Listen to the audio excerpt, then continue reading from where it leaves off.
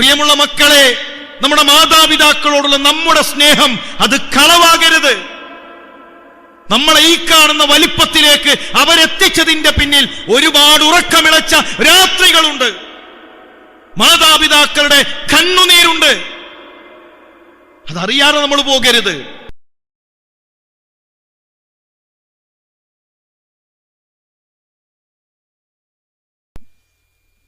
അസ്സലാമു അലൈക്കും വറഹ്മത്തുള്ളാഹി. ബിസ്മില്ലാഹിർ റഹ്മാനിർ അൽഹംദുലില്ലാഹി റബ്ബിൽ ആലമീൻ വസുബ്ഹാനല്ലാഹിൽ അലീം വലാ ഹൗല വലാ ഖുവത ഇല്ലാ ബില്ലാഹിൽ അലിയിൽ അലീം. വളരെ സന്തോഷം തോന്നുന്നുണ്ട് നിങ്ങളുടെ ഈ മനോഹരമായ ഈ ഒരു ഇരുത്തം കാണുമ്പോൾ. തവനൂര് ഭാഗത്തുള്ള ഒരു വൃദ്ധസദനം നടത്തുന്ന ഒരു വ്യക്തി, അദ്ദേഹം മുമ്പ് ഒരു അനുഭവം പങ്കുവച്ചു. ഇപ്പൊ നമ്മുടെ നാട്ടിലൊക്കെ ഒരു ഡിഗ്രി കഴിഞ്ഞ് കുട്ടികൾ പലപ്പോഴും വിദേശ രാജ്യങ്ങളിൽ പോയി അവിടെ പഠിച്ച് അവിടെ സെറ്റിലാകുന്ന ഒരു രീതി കണ്ടുവരികയാണ്. രണ്ട് ചെറുപ്പക്കാര് ഉപ്പയുമായി ആ വൃദ്ധസദനത്തിലെത്തി. അത് നടത്തുന്ന മാനേജറുടെ അരികിൽ വന്ന് അവര് കുറച്ചധികം പണം അയാളുടെ കയ്യിൽ കൊടുത്തു. എന്നിട്ട് അവര് പറഞ്ഞത്, ഉപ്പാക്ക് 80 വയസ്സായി, ഇനി എന്തെങ്കിലുമൊക്കെ ഉപ്പാക്ക് സംഭവിക്കുകയാണെങ്കിൽ ചിലപ്പോൾ ഞങ്ങൾക്ക് എത്താൻ കഴിയില്ല. അപ്പൊ അതിനു മുന്നേ ഞങ്ങൾ പണം തന്ന് ഏൽപ്പിക്കാണ്, എന്തെങ്കിലും സംഭവിക്കുകയാണെങ്കിൽ നിങ്ങൾ തന്നെ കാര്യങ്ങൾ ചെയ്താൽ മതി, ഞങ്ങൾ അറിയിക്കേണ്ടതില്ല എന്നാണ്. അപ്പൊ അദ്ദേഹം പറഞ്ഞ ഒരു സംഗതി, ഞാൻ ഒരുപാട് കാര്യങ്ങൾ ആ വൃദ്ധസദനത്തിൽ കണ്ടിട്ടുണ്ട്. ചിലപ്പോ ഒരാഴ്ചയുടെ വെക്കേഷന് വേണ്ടി മക്കൾ ഉപ്പയെ കാണാനെത്തും, ഉമ്മയെ കാണാനെത്തും. അവര് വരുന്ന ആ ദിവസങ്ങളിൽ ആ വൃദ്ധസദനത്തിൽ കളിയും ചിരിയും ഒക്കെ ആയിരിക്കും. പേരക്കുട്ടികളെ കണ്ട സന്തോഷത്തില് പ്രായമായ ഉപ്പയും ഉമ്മയും ഒക്കെ വല്ലാതെ സന്തോഷിക്കും. ഒരാഴ്ച കഴിഞ്ഞ് ആ മക്കളും പേരക്കുട്ടികളും തിരിച്ചു പോകുമ്പോൾ ഈ പ്രായമായ ഉപ്പയും ഉമ്മയും ബാഗെടുത്ത് ഇവരുടെ കൂടെ പോകും. ഇപ്പൊ മക്കള് പറയും, ഉപ്പാനെ ഇത്തവണ കൊണ്ടുപോകണില്ല കേട്ടോ, ഉമ്മാനെ കൊണ്ടുപോകുന്നില്ല, നിങ്ങൾ ഇവിടെ തന്നെ നിൽക്കിൻ. ഇത് പറയുമ്പോ തല താഴ്ത്തി നിസ്സഹായരായി ആ കയ്യിലെ ബാഗും പിടിച്ച് കണ്ണുനീർ പൊടിച്ച് തിരിച്ചു പോകുന്ന ഉപ്പയെയും ഉമ്മയെയും ഒരുപാട് തവണ കാണാൻ കഴിഞ്ഞിട്ടുണ്ട് എന്നാണ് ആ സുഹൃത്ത് പങ്കുവച്ചത്. പ്രിയമുള്ള വിദ്യാർത്ഥികളെ, ഒരിക്കലും നമ്മുടെ മാതാപിതാക്കളെ, നമ്മുടെ തണൽമരങ്ങളെ മറക്കരുത് എന്നാണ് എനിക്ക് ഓർമ്മപ്പെടുത്താനുള്ളത്. മലയാളത്തിലൊരു കവിതയുണ്ട്, ആ കവിതയുടെ പേര് ആശ്വാസം എന്നാണ്. ആ കവിതയിലെ വരികൾ ഇങ്ങനെയാണ്: അമ്മ മരിച്ചപ്പോൾ ആശ്വാസമായി, അമ്മ മരിച്ചപ്പോ ആശ്വാസമായി, ഇനി എനിക്ക് അത്താഴപ്പക്ഷി കിടക്കാം, ആരും സ്വൈര്യം കെടുത്തില്ല. ഇനി രാത്രി പട്ടിണി കിടക്കാം, ഇനി രാത്രി ഭക്ഷണം കഴിച്ചിട്ടില്ലെങ്കിലും ഒരു പ്രശ്നവുമില്ല, ഒരാളും എന്നോട് ചോദിക്കില്ല, ഒരാളും സ്വൈര്യം കെടുത്തില്ല. നമ്മൾ രാത്രി ഭക്ഷണം കഴിച്ചിട്ടില്ലെങ്കിൽ എന്റെ കുട്ടി ഭക്ഷണം കഴിച്ചോ എന്ന് ചോദിക്കാൻ നമ്മുടെ ഉമ്മയല്ലാതെ മറ്റൊരാളും ഉണ്ടാവൂല. ഉമ്മ മരണപ്പെട്ടു കഴിഞ്ഞാൽ എന്റെ കുട്ടി ഭക്ഷണം കഴിച്ചിട്ടുണ്ടോ എന്ന് നമ്മളോട് ചോദിക്കാനും നമ്മളെ ഭക്ഷണം കഴിപ്പിക്കാനും പ്രിയമുള്ള മക്കളെ നമ്മുടെ മാതാപിതാക്കളല്ലാത്ത മറ്റൊരാളും ഉണ്ടാകൂല. ഒരു കഥയിൽ കാണാൻ കഴിയും, ഉമ്മ മരിച്ചപ്പോ ഉപ്പ വേറൊരു കല്യാണം കഴിച്ചു. കുറച്ചു കാലം കഴിഞ്ഞ് മകനെ വിളിച്ചിട്ട് അച്ഛൻ ചോദിക്കാണ്, എന്താണ് രണ്ടാമത്തെ ഉമ്മയെ പറ്റി എന്താ അഭിപ്രായം? ഇപ്പൊ മോന്റെ മറുപടി, ഒന്നാമത്തെ ഉമ്മ കളവ് പറയായിരുന്നു, രണ്ടാമത്തെ ഉമ്മ കളവ് പറയാറില്ല. അപ്പൊ ഉപ്പ ചോദിക്കാണ്, എന്താണ് അങ്ങനെ ആദ്യത്തെ ഉമ്മ കളവ് പറയുന്നു, രണ്ടാമത്തെ ഉമ്മ കളവ് പറയൂല എന്ന് പറയാൻ കാരണം? ഒന്നുമില്ല. ആദ്യത്തെ ഉമ്മ ചിലപ്പോൾ ഞാൻ കുരുത്തക്കേട് കളിക്കുമ്പോ, ഞാൻ വികൃതി കാണിക്കുമ്പോ ഉമ്മ പറയും ഇന്ന് ഭക്ഷണം തരൂലട്ടോ. പക്ഷെ ഉമ്മ അന്ന് ഭക്ഷണം തരും. രാത്രി എന്നെ അരികിലേക്ക് വിളിച്ചെന്നെ മടിയിലിരുത്തി എന്നെ ഭക്ഷണം തന്നിട്ടേ ഞാൻ എത്ര വികൃതി കാണിച്ചാലും ഭക്ഷണം തരില്ല എന്ന് പറഞ്ഞ ഉമ്മ കിടക്കാറുള്ളൂ. പക്ഷെ രണ്ടാമത്തെ ഉമ്മ ഭക്ഷണം തരില്ല എന്ന് പറഞ്ഞാൽ ഭക്ഷണം തരില്ല. 2 ദിവസമായി ഭക്ഷണം കഴിച്ചിട്ട്. ഈ കവിതയുടെ അടുത്ത വരി ഇങ്ങനെയാണ്: ഇനി എനിക്ക് ഉണങ്ങിപ്പാറും വരെ തല തുവർത്തണ്ട, ആരും ഇടവിടർത്തി നോക്കില്ല. ഇനി തല നനച്ചു വന്നു കഴിഞ്ഞാൽ മുടി തൊട്ടു നോക്കിയിട്ട്, എടാ മുടി നനഞ്ഞിട്ടുണ്ടല്ലോ, കുളിച്ചിട്ട് തല തോർത്തിയിട്ടില്ല എന്റെ കുട്ടി എന്ന് ചോദിച്ചൊരാളും വരില്ല. മഴ കൊണ്ട് നിങ്ങൾ വീട്ടിലേക്ക് എത്തി നോക്കൂ, ഉമ്മയുടെ തട്ടം കൊണ്ട് എത്ര തവണ നമ്മുടെ തല തുടച്ചിട്ടുണ്ട്. ഉമ്മയുടെ തട്ടം കൊണ്ട് നമ്മളെ ചേർത്ത് പിടിച്ച് മഴ കൊണ്ടാൽ എന്റെ കുട്ടിക്ക് പനി വരുമെന്ന് പറഞ്ഞ് എത്ര തവണയാണ് നമ്മുടെ ഉമ്മ നമ്മുടെ തല തുടച്ചിട്ടുള്ളത്. ഇനി എനിക്ക് കിണറിന്റെ ആൾമറയിലിരുന്ന് ഉറക്കം തൂങ്ങിക്കൊണ്ട് പുസ്തകം വായിക്കാം, പാഞ്ഞെത്തുന്ന ഒരു നിലവിളി എന്നെ നെട്ടിയുണർത്തില്ല. നമ്മളൊരു കിണറിന്റെ ആ തിണ്ടിലിരുന്നാൽ, ആ മതിലിലിരുന്നാൽ ഉമ്മാന്റെ ആ ഒരു വിളിയുണ്ട് അല്ലേ? നമ്മുടെ അരികിലേക്ക് ഓടിയെത്തുന്ന നമ്മുടെ മാതാപിതാക്കൾ നമ്മളെ ഇരിക്കാൻ സമ്മതിക്കില്ല. അത്രയേറെ ശ്രദ്ധയോടുകൂടെയാണ് നമ്മുടെ മാതാപിതാക്കൾ നമ്മളെ നോക്കാറുള്ളത്. എന്തെങ്കിലും ഒരു അപകടം വരുമോ എന്നാലോചിച്ചുകൊണ്ട് നമ്മളെ വളരെ കരുതലോടുകൂടെ നോക്കിക്കാണുന്ന നമ്മുടെ മാതാപിതാക്കളെ, പ്രിയമുള്ളവരെ, ഒരിക്കലും സങ്കടപ്പെടുത്തരുത് എന്നാണ് ഓർമ്മപ്പെടുത്താനുള്ളത്. അടുത്ത വരിയിലുള്ളത്, ഇനി എനിക്ക് സന്ധ്യാസമയത്ത് പുറത്തിറങ്ങാൻ ടോർച്ചെടുക്കേണ്ടതില്ല, ഇനി എനിക്ക് എത്തിയേടത്തുറങ്ങാം, ഇനി ഞാൻ എവിടെയാണോ ഉള്ളത് അവിടെ എനിക്കുറങ്ങാം. ഞാൻ എത്തിയാൽ മാത്രം കെടുന്ന വിളക്കുള്ള വീട് ഇന്നലെ കെട്ടു, ഞാൻ എത്തിയാൽ മാത്രം കെടുന്ന വിളക്കുള്ള വീട് ഇന്നലെ കെട്ടു. പ്രിയമുള്ളവരെ, എത്ര ശ്രദ്ധയോടുകൂടെയാണ് നമ്മുടെ മാതാപിതാക്കൾ നമ്മളെ നോക്കിയിട്ടുള്ളത്. നമ്മൾ വരുന്നതുവരെ കാത്തിരുന്ന, 4:30 എത്തേണ്ട നമ്മൾ ഒരു 15 മിനിറ്റ് സമയം വൈകിയാൽ, ഒരു അരമണിക്കൂർ വൈകിയാൽ നമ്മുടെ ഉമ്മയുടെ മനസ്സെന്താണ്? ഞാൻ ആലോചിച്ചു പോവാണ്, 4ാം ക്ലാസ്സിൽ പഠിക്കുന്ന സമയത്ത് കുറച്ച് അധികം നടന്ന് പള്ളിയിലേക്ക് പോകണം, ജുമുഅ. അങ്ങനെ ജുമുഅക്ക് പോയി ജുമുഅ കഴിഞ്ഞ് വരുന്ന സമയത്ത് പിന്നെ ഒരു കുളം കണ്ടപ്പോൾ അവിടെ നിന്നു. അങ്ങനെ മീൻ പിടിക്കാൻ തുടങ്ങി. ബനു ഇസ്രായേൽ ചെയ്ത ആ പണി നമ്മൾ തുടങ്ങി. അങ്ങനെ ഞങ്ങൾ കൂട്ടുകാരൊക്കെ കൂടെ മീൻ പിടിക്കാൻ വെള്ളം തട്ടി മീനെ പിടിച്ച് അങ്ങനെ പാട്ടൊക്കെ പാടി സാവകാശം വീട്ടിലെത്തിയപ്പോൾ 1 മണിക്കൂർ സമയം വൈകിട്ടുണ്ട്. വീടിന്റെ മുന്നിലുണ്ട് ഒരു കല്യാണത്തിനുള്ള ആൾക്കാർ, എല്ലാ കുടുംബക്കാരും എല്ലാവരും അവിടെ എത്തിയിട്ടുണ്ട്. അപ്പൊ നമ്മൾ എത്തേണ്ട സമയം എത്താതിരുന്നപ്പോഴേക്കും ഉമ്മ കരച്ചിലായി, ഉമ്മ സങ്കടായി, റോട്ടിലേക്ക് ഇറങ്ങി. വരുന്ന ആളുകളോട് ചോദിക്കാൻ തുടങ്ങി, എന്റെ കുട്ടിനെ കണ്ടോ, എന്റെ മോനെ കണ്ടോ, പള്ളിയിൽ കണ്ടിരുന്നോ?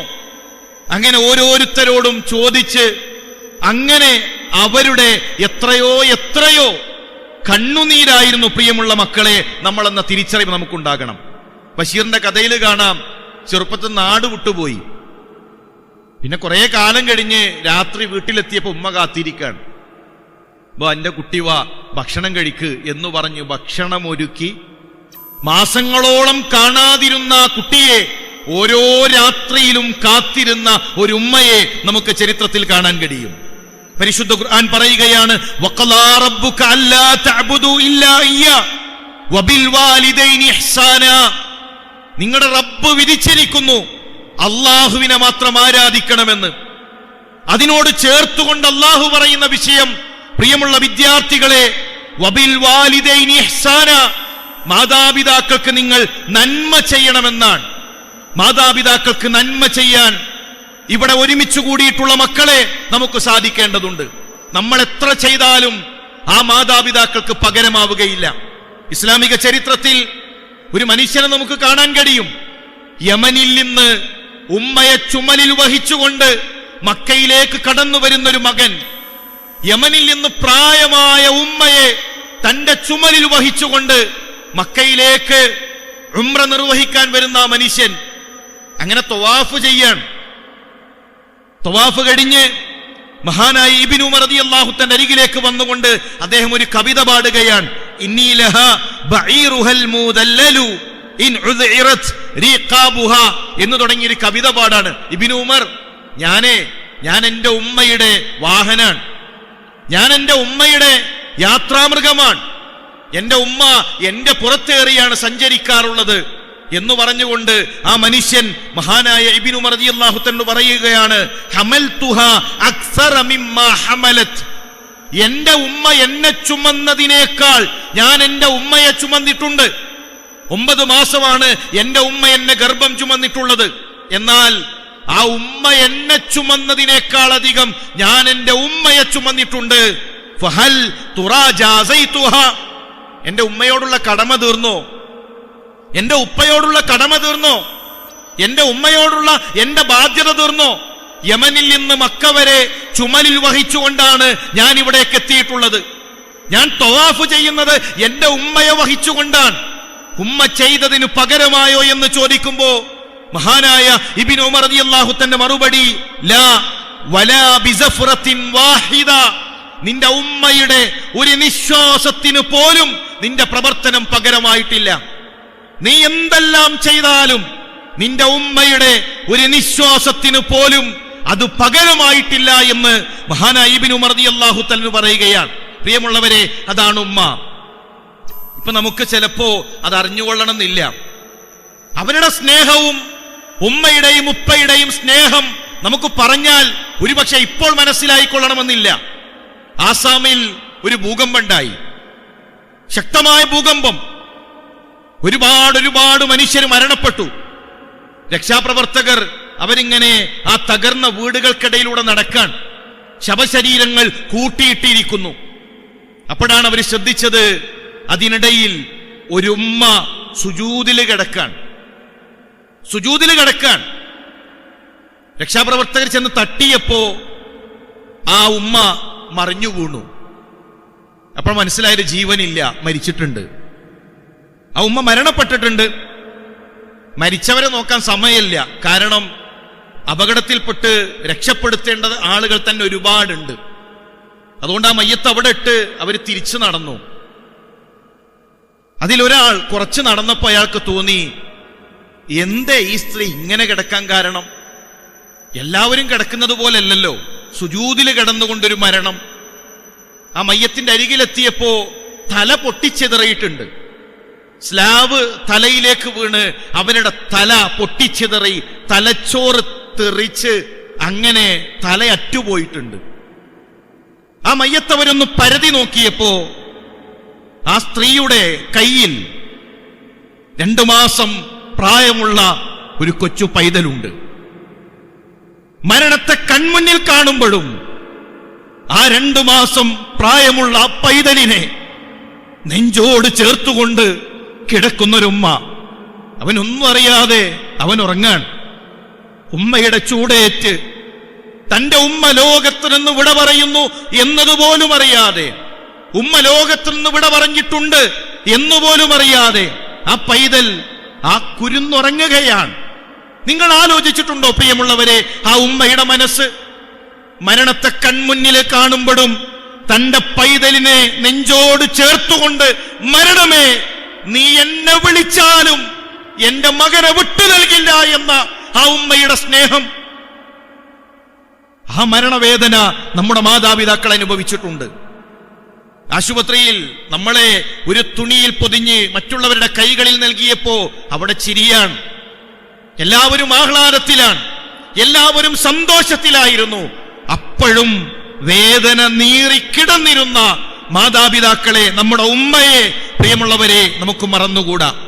അതുകൊണ്ട് പ്രാർത്ഥിക്കാൻ എന്റെ മക്കളെ നിങ്ങൾക്ക് കഴിയണം. റബ്ബിർഹംഹുമാ കമാ റബ്ബയാനി സഗീറ. എന്റെ ചെറുപ്പത്തിൽ എന്നോട് കരുണ കാണിച്ച, കാരുണ്യം കാണിച്ച എന്റെ മാതാപിതാക്കൾ അല്ലേ എന്നാണ് ഉമ്മ കിടന്നിട്ടുള്ളത്. എപ്പോഴാണ് ഉമ്മ ഒന്ന് വിശ്രമിച്ചിട്ടുള്ളത്? എത്ര പ്രതിസന്ധികൾ, എത്ര പ്രയാസങ്ങൾ അവര് സഹിച്ചു. ആ ഉമ്മയോട്, ആ ഉപ്പയോട് കാരുണ്യം കാണിക്കണേ എന്ന് പ്രിയമുള്ളവരെ നമുക്ക് പ്രാർത്ഥിക്കാൻ കഴിയണം. നമ്മള് ഇതില് ഉമ്മ ചിരിക്കുന്നത് കണ്ടവരൊന്ന് കൈവക്കും. ഉമ്മ ചിരിക്കുന്നത് എല്ലാരും കണ്ടിട്ടുണ്ട് അല്ലേ? ഉമ്മ കരയുന്നത് കണ്ടവരോ? ഉമ്മ കരയുന്നതും നമ്മൾ കണ്ടിട്ടുണ്ട്. ശരി, ഉപ്പ ചിരിക്കുന്നത് കണ്ടവരൊന്ന് കൈവക്കും. അത് കുറച്ച് കുറവായിരിക്കും അല്ലേ? ചിലപ്പോൾ കുറച്ച് കുറവായിരിക്കും. ഉമ്മ ചിരിക്കുന്ന അത്ര ഉപ്പ ചിരിക്കുന്നത് കണ്ടിട്ടുണ്ടാവില്ല. ഉപ്പ കരയുന്നത് കണ്ടവരോ? ഉപ്പ കരയുന്നത് കണ്ടത് വളരെ കുറവാണ്. ഉപ്പ ഉരുകുന്നത് നിങ്ങൾ കണ്ടിട്ടുണ്ടോ? ഉപ്പ ഉരുകുന്നത്, നമ്മുടെ പിതാക്കന്മാർ ഉരുകുന്നത് മക്കളെ നിങ്ങൾ കണ്ടിട്ടുണ്ടോ? ഓട്ടോ ഓടിക്കുന്ന ചില ഉപ്പമാരുണ്ടാകും ചിലപ്പോ. ഇപ്പൊ നിങ്ങൾ ആ സ്റ്റാൻഡിൽ ചെന്ന് കഴിഞ്ഞാൽ പൊരി വെയിലത്തുരുകുന്ന നമ്മുടെ ഉപ്പാനെ കാണാൻ കഴിയും. വെയിലത്തുരുകുന്ന നമ്മുടെ ഉപ്പാനെ കാണാൻ കഴിയും. പെയിന്റിങ്ങിന്റെ പണി ചെയ്യുന്ന ചില പിതാക്കന്മാരുണ്ടാകും. വലിയ കെട്ടിടത്തിന്റെ മുകളിൽ വിയർത്തൊലിച്ച് ഉരുകി നിൽക്കുന്ന നമ്മുടെ പിതാക്കന്മാരെ കാണാൻ കഴിയും. ഓരോ പിതാക്കന്മാരും പ്രിയമുള്ള മക്കളെ അവരുരുകുകയാണ്. അവർക്ക് സ്വപ്നങ്ങളുണ്ടായിരുന്നു, അവർക്ക് ആഗ്രഹങ്ങൾ ഉണ്ടായിരുന്നു. പക്ഷേ നമ്മൾ ജനിച്ചതു മുതൽ അവരുടെ സ്വപ്നങ്ങൾ നമ്മളാണ്, അവരുടെ ആഗ്രഹങ്ങൾ നമ്മളാണ്. നമ്മളെക്കുറിച്ച് സ്വപ്നം കണ്ട നമ്മുടെ പിതാക്കന്മാരെ നമുക്ക് മറക്കാൻ പാടില്ല പ്രിയമുള്ളവരെ. പല മക്കളെ സംബന്ധിച്ചിടത്തോളം അവർ മനസ്സിലാക്കിയിട്ടുള്ളത് ബാപ്പ എന്ന് പറഞ്ഞാൽ ATM ആണ്. ഉപ്പ ചിലവർക്ക് ATM ആണ്. എന്താടാ പിന്നെ ഫീസ് അടക്കാൻ ടൈമായി, ഉപ്പ ഫീസ്. എന്താടാ വന്ന് നിൽക്കണേ? ഉപ്പ ടൂറ് പോകുന്നുണ്ട്, അതിനൊരു 1500. അപ്പോൾ 1500. എന്താടാ വന്ന് നിൽക്കണേ? ഉപ്പ ചെരുപ്പ് പൊട്ടി, ഒരു 2000. ATM ആണ് ഉപ്പ എന്നാ മനസ്സിലാക്കിയിട്ടുള്ളത്. ആകെ ഉപ്പാന്റെ അടുത്ത് വരല് പൈസ ചോദിക്കാൻ മാത്രമാണ്. അതന്നെ ചിലക്കാര് ഉമ്മ വടിയാണ്. ഉമ്മാന്റെ അടുത്ത് പോയിട്ട് പറയും. എന്നിട്ട് ഉമ്മ ഉപ്പാന്റെ അടുത്ത് പോയിട്ട് പിന്നെ ഓൻക്ക് ഒരു ടൂറ് പോണാല, ഓൻക്ക് ഒരു ചെരുപ്പ് വേണാല. നമുക്ക് എന്താണ് പ്രിയമുള്ളവരെ നമ്മുടെ ഉപ്പയോട് സംസാരിക്കാൻ ഇത്ര മടി? ജോലി കഴിഞ്ഞ് നമുക്ക് വേണ്ടി ഉരുകി വരുന്ന മനുഷ്യനെ വീട്ടിലേക്കെത്തുമ്പോ ഒന്ന് സ്വീകരിക്കാൻ, ഉപ്പ എന്നൊന്ന് വിളിക്കാൻ, ഒന്ന് ചേർത്തു പിടിക്കാൻ, ഉപ്പയോട് മനസ്സു തുറന്ന് സംസാരിക്കാൻ പ്രിയമുള്ളവരെ നമുക്ക് സാധിക്കണമെന്ന് ഓർമ്മപ്പെടുത്തുകയാണ്. അൽ വാലിദു ഔസത്തു അബ്വാബിൽ ജന്ന. ഉപ്പ സ്വർഗത്തിന്റെ മധ്യത്തിലെ കവാടമാണ്. നമ്മുടെ സ്വർഗത്തിലേക്കുള്ള കവാടമാണ് നമ്മുടെ ഉപ്പ എന്ന തിരിച്ചറിവ് നമുക്കുണ്ടാകണം. പ്രത്യേകം ഓർമ്മപ്പെടുത്താനുള്ളത് നമ്മുടെ മാതാപിതാക്കളെ നമ്മൾ തോൽപ്പിക്കരുത് എന്നാണ്. നമ്മുടെ മാതാപിതാക്കളെ നമ്മൾ തോൽപ്പിക്കരുത്, അവരെ പ്രയാസപ്പെടുത്തരുത്. എടവണ്ണയില് പോലീസ് സ്റ്റേഷനിലേക്ക് ഒരു ഉമ്മ ഓടി വരാൻ, ഒരു ഉമ്മ ഓടി വന്നു. അവരുടെ വസ്ത്രം ആ ഓട്ടത്തിനിടയിൽ കീറിയിട്ടുണ്ട്. എന്നിട്ട് അവര് ചോദിച്ചു, SI എവിടെ? SIനോട് ചിലത് പറയാനുണ്ട്. കയ്യിലൊരു പേപ്പർ ഇങ്ങനെ ചുരുട്ടി പിടിച്ചിട്ടുണ്ട്. കയ്യിലൊരു പേപ്പർ ആ ഉമ്മ ചുരുട്ടി പിടിച്ചിട്ടുണ്ട്. SI വന്നപ്പോ ആ ഉമ്മ പറയാണ്, സാറേ എന്റെ മോള് പോയി. അപ്പോ ബാത്റൂമില് അവര് ഡ്രസ്സ് അലക്കാൻ വേണ്ടിയിട്ട് പിന്നെ സോപ്പിൻ പൊടിയുടെ കവറ് മാറ്റിയപ്പോ അതിനെ താഴെ ഒരു പേപ്പർ ഉണ്ട്. പേപ്പറിലുള്ളത് ഇങ്ങനെയാണ്: ഞാൻ പോവാണ്, ഉമ്മ എന്നോട് ക്ഷമിക്കണം. വേറെ ഒരുത്തന്റെ കൂടെ ഇറങ്ങിപ്പോയതാണ്. പുറത്തിറങ്ങുമ്പോ ഒരു മുടിനാര് പോലും കാണാത്ത ആ ഉമ്മ അവിടെയുള്ള നനഞ്ഞൊരു തോർത്തുകൊണ്ട് തലയിലിട്ടിട്ട് രാത്രി ഇറങ്ങി ഓടിയിരിക്കുകയാണ്. എന്നിട്ട് പോലീസ് സ്റ്റേഷനിൽ വന്ന് തളർന്ന് വീണിരിക്കണം ആ ഉമ്മ. പൊട്ടി കരയാണ്. പോലീസുകാർ അന്വേഷിച്ചു. 16 വയസ്സാണ് ആ കുട്ടിയുടെ പ്രായം.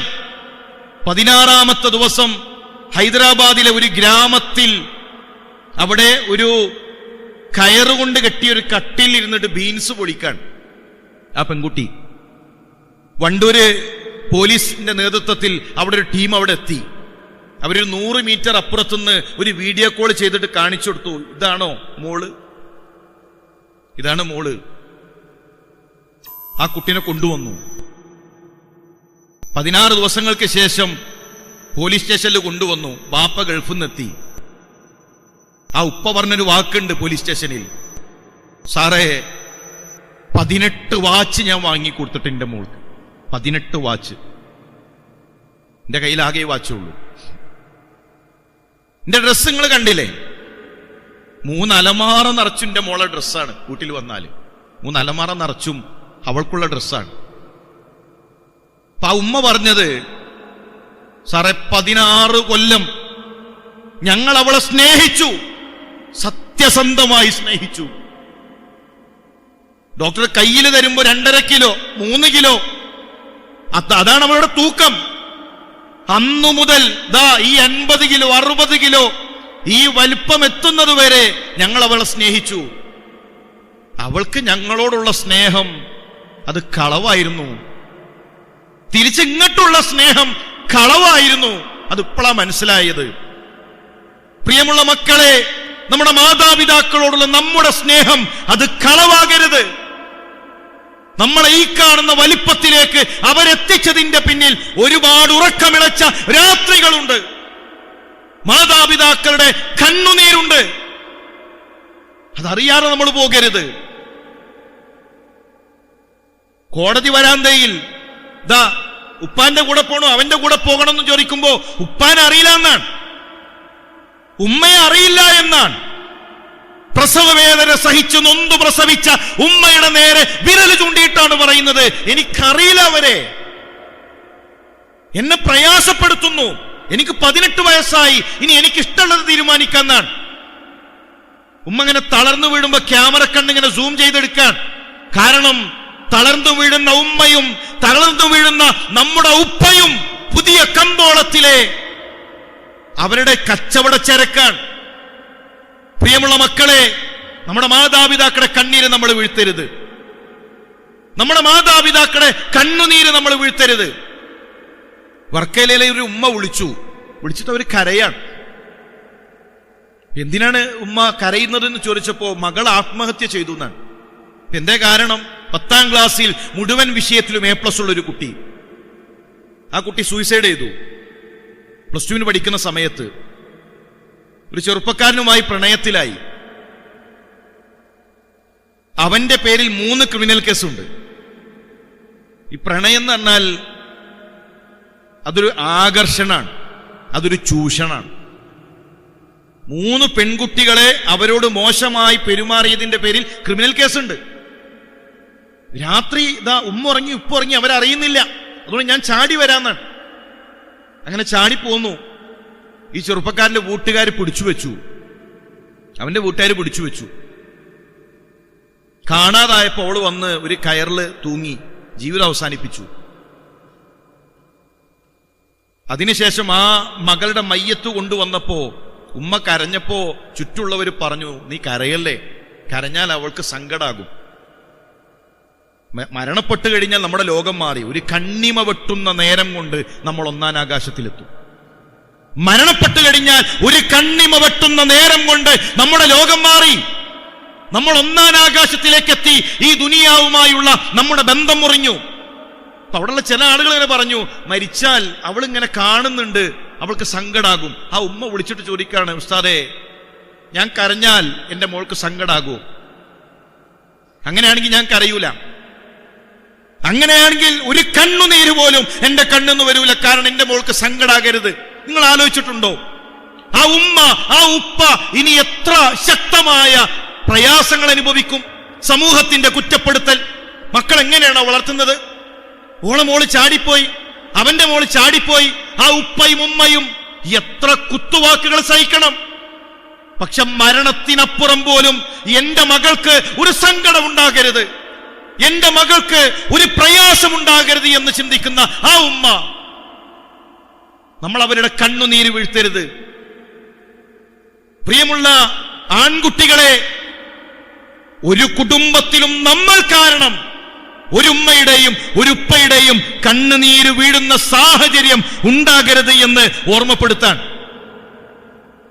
ഞാൻ വിളിച്ചാൽ നീ ഇറങ്ങി വരുമെന്നാണ്. ഞാൻ ഇറങ്ങി വരും. തിരിച്ച് പെൺകുട്ടിയോട് ചോദിക്കാണ്, ഉപ്പാനി ഉമ്മാനി വിട്ട് ഞാൻ വിളിച്ചാൽ ചാടിപ്പോരോ? ചാടിപ്പോരും. എങ്ങനെയാണ് അവരെ വിശ്വസിക്കുക? 18 കൊല്ലം കരളു പകുത്തു നൽകി സ്നേഹിച്ച ഉമ്മയുടെ ഉപ്പയുടെ സ്നേഹത്തെ അതിന് പുല്ലുവല നൽകി ഞാൻ ചാടിപ്പോരാമെന്ന് പറയുന്ന ഒരു പെണ്ണിനെ വിശ്വസിക്കുന്നതിന്റെ മാനദണ്ഡം എന്താണ്? മരണവേദനയ്ക്ക് തുല്യമായ വേദന സഹിച്ച് നൊന്തു പ്രസവിച്ചൊരു ഉമ്മയെ അറിയില്ല എന്ന് പറയുന്ന ആ പെണ്ണിന്റെ സ്നേഹത്തിന്റെ വില എന്താണ്? അതുകൊണ്ട് ഒരിക്കലും അത്തരത്തിലുള്ളൊരു അവസ്ഥയിലേക്ക് നമ്മൾ പോകരുത്. ചിലപ്പോ നമുക്ക് രാത്രി 10 മണിക്കൊക്കെ മെസ്സേജാണ് അല്ലേ, പനി മാറിയോ? പെൺകുട്ടികളോടാണ്. ചില ആളുകൾ ഇൻസ്റ്റയിലൂടെ വാട്സപ്പിലൂടെ ഇതാ എന്റെ പനി മാറിയോ, എന്താണ് അവസ്ഥ? നമ്മളെ വല്ലാതെ സ്നേഹം പ്രകടിപ്പിക്കലാണ്. കരുതൽ സിംഹങ്ങൾ. നമുക്കൊരു പനി വന്നാൽ മരുന്ന് കൃത്യസമയത്ത് കഴിക്കണേ, പിന്നെ നന്നായി റെസ്റ്റ് എടുക്കണം, ഭക്ഷണം കഴിച്ചോ, നമ്മുടെ ഓരോ കാര്യങ്ങളും ചോദിച്ചറിയുന്നവൻ അവൻ ആരാണ്? അങ്ങനെ ഒരുത്തൻ നമ്മളോട് ചോദിക്കുന്നുണ്ടെങ്കിൽ അവന്റെ ഉദ്ദേശം നമ്മളെ ചൂഷണം ചെയ്യലാണ് എന്ന് തിരിച്ചറിയാൻ പ്രിയമുള്ള വിദ്യാർത്ഥിനികളെ നിങ്ങൾക്ക് കഴിയണം. നിങ്ങൾക്കൊരു അപകടം വന്നാൽ, നിങ്ങൾക്കൊരു പ്രയാസം വന്നാൽ നെഞ്ചു പിടക്കുന്ന 2 ഹൃദയമേ ഈ ലോകത്തുള്ളൂ. അത് നിങ്ങളുടെ ഉപ്പയാണ്, നിങ്ങളുടെ ഉമ്മയാണ്. അല്ലാത്തൊരുത്തന്റെ ഹൃദയം പിടക്കൂല. അത് ചൂഷണമാണ് എന്ന തിരിച്ചറിവ് നമുക്കുണ്ടാകണം. അതുകൊണ്ട് ഇവിടെ നിന്നും തിരിച്ചു പോകുമ്പോ ഒരു ഉപ്പയുടെയും ഒരു ഉമ്മയുടെയും കണ്ണുനീര് ഞാൻ കാരണം പൊടിക്കില്ല എന്ന് തീരുമാനിക്കാൻ നമുക്ക് സാധിക്കേണ്ടതുണ്ട്. ആ ഉമ്മയെ ഒന്ന് ചേർത്തു പിടിക്കാൻ, ഉപ്പയെ ഒന്ന് ചേർത്തു പിടിക്കാൻ, അവർക്കൊരു ചുടുചുംബനം നൽകാൻ. അവരെ ഇല്ലാതാകുമ്പോഴാണ്, ഉപ്പ ഇല്ലാതാകുമ്പോഴാണ് ഉപ്പയുടെ വില തിരിച്ചറിയുക. ഉമ്മയുടെ മയ്യത്ത് വെള്ള തുണിയിൽ കൊണ്ടുവന്നു വെക്കുമ്പോ അപ്പോഴാണ് ആ ഉമ്മയുടെ വില തിരിച്ചറിയാം. ഒരു സുഹൃത്ത് കോവിഡ് കാലത്ത് അദ്ദേഹം ഒരു അനുഭവം പറഞ്ഞു. ഉമ്മ മുടിയൊന്ന് മോളോട് പറഞ്ഞു, മുടിയൊന്ന് ചീകിത്തരോ? മോള് പറഞ്ഞു ഇപ്പൊ തിരക്കാണ്, പിന്നെ ചെയ്യാന്നാണ്. പിറ്റേ ദിവസം കോവിഡ് വന്നു. ആ ഉമ്മ 2-3 ദിവസം കൊണ്ട് മരണപ്പെട്ടു. ആ സങ്കടപ്പെടും മാറിയിട്ടില്ല. അവസാനമായിട്ട് എൻ്റെ ഉമ്മ പറഞ്ഞൊരു കാര്യം, ചെയ്യാൻ സാധിച്ചിട്ടില്ലല്ലോ, കഴിയാതെ പോയല്ലോ എന്ന് ആലോചിച്ച് ആ സഹോദരി പ്രയാസപ്പെടാണ്. അവര് പറയുന്ന കാര്യങ്ങൾ ചെയ്തു കൊടുക്കുക. അതോടൊപ്പം നമ്മളെപ്പോലെയുള്ള മക്കൾ ഫിലസ്തീനിന്റെ മണ്ണിൽ സങ്കടപ്പെടുന്നുണ്ട്. അറിയാതെ പോകരുത്. നമ്മളിങ്ങനെ കേവല ആനന്ദങ്ങളുടെ പിറകെ പോകേണ്ടവരല്ല. ഫലസ്തീനിൽ ഒരു ബാലൻ പറഞ്ഞത്, ലോകത്തിന്റെ ഏത് ഭാഗങ്ങളിലുള്ള മുസ്ലിമീങ്ങൾക്കും 5 വക്ത് നമസ്കാരാണ്. ഞങ്ങൾക്ക് 6 നേരാണ് നിസ്കാരം. 5 നമസ്കാരത്തിന് പുറമെ ഒരു മയ്യത്ത് നമസ്കാരം കൂടെ ഞങ്ങൾക്കുണ്ടാകും. വിദേശത്ത് പഠിക്കുന്ന ഒരു സുഹൃത്ത് അദ്ദേഹത്തിന്റെ അനുഭവം പറഞ്ഞു. ഫലസ്തീനിലെ കുട്ടികൾ നാട്ടിലേക്ക് പോകാൻ വേണ്ടി അനുവാദം ചോദിക്കാണ് അവിടെയുള്ള മുദീറിനോട്. കാരണം രാവിലെ ഉപ്പാന്റെ മരണവാർത്തയാണ് കേൾക്കുന്നത്, ഉച്ചക്ക് ഉമ്മയുടെ മരണവാർത്തയാണ് കേൾക്കുന്നത്, രാത്രി കൊച്ചു പെങ്ങളുടെ മരണവാർത്തയാണ് കേൾക്കുന്നത്. അവരുടെ വീടും അവരുടെ നാടും അവരുടെ കളിസ്ഥലങ്ങളും തകരുന്നു എന്ന വാർത്തകളാണ് അവർ കേൾക്കുന്നത്. നമ്മൾ അനുഗ്രഹീതരാണ് പ്രിയമുള്ളവരെ. നമ്മൾ സ്വാതന്ത്ര്യത്തിന്റെ എല്ലാ സുഖങ്ങളും അനുഭവിച്ചുകൊണ്ടാണ് നമ്മൾ ഇവിടെ കഴിയുന്നത്. അവർക്ക് വേണ്ടി പ്രാർത്ഥിക്കാതെ നമ്മുടെ ദിവസങ്ങൾ കടന്നു പോകരുത്. ആത്മാർത്ഥമായി നമ്മുടെ സഹോദരന്മാർക്ക് വേണ്ടി പ്രാർത്ഥിക്കുക. അല്ലാഹു എല്ലാവിധ എളുപ്പവും അവർക്ക് നൽകി അനുഗ്രഹിക്കുമാറാകട്ടെ. നമ്മുടെ മാതാപിതാക്കൾക്ക് അല്ലാഹു സ്വർഗം നൽകി അനുഗ്രഹിക്കുമാറാകട്ടെ. മാതാപിതാക്കളെ സ്നേഹിക്കുന്ന മക്കളാക്കി അല്ലാഹു നമ്മളെ തീർക്കുമാറാകട്ടെ. അസ്സലാമു അലൈക്കും വറഹ്മത്തുള്ളാഹി വബറകാതുഹു.